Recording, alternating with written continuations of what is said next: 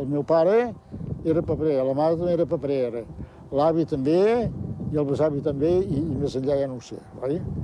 Però la veritat sigui dit que jo tanco la dinastia dels Farriols paperers, això sí que ho sé, oi?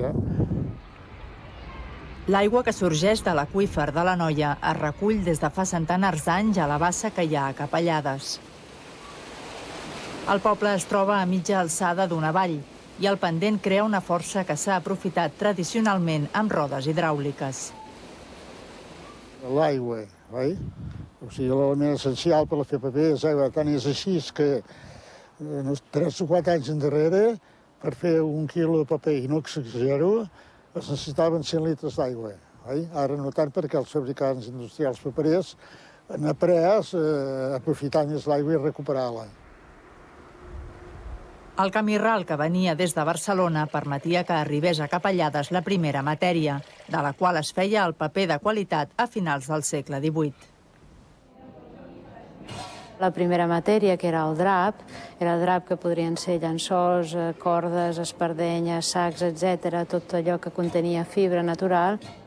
Després, un cop triat, es passava a espolsar, és a dir, eren draps vells i provenien de llocs diversos i, per tant, portaven pedres i brutícia i aleshores s'espolsaven al torn i després ja es passaven a les piles trituradores, les bateries amb les masses que porten uns claus a les puntes i que convertien el que havia estat un drap, un llençol, etc., ho convertien en pasta. A l'alabrent, així com s'anomena l'operari que fa el full, agafa una forma, que és res més que un sedàs amb un marc, el submergeix dintre de la tina on hi ha la pasta i aigua en suspensió i doncs forma el full de paper a mà. Doncs aquest full humit es traspassa a unes bailletes i es va formant com una mena de sandvitx, de full i feltre, full-feltre, i quan hi ha un cert nombre de fulls fets, uns 260 aproximadament, es passa sota la premsa, es prensa amb molta força, amb molta fermesa, per tal que l'aigua marxi el més aviat més possible.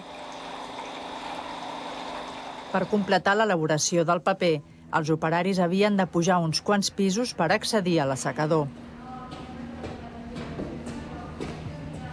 Sota la teulada i oberta a l'aire lliure per múltiples finestres, hi havia aquesta secció del molí on els papers es penjaven d'un en un com si es tractés de roba molla.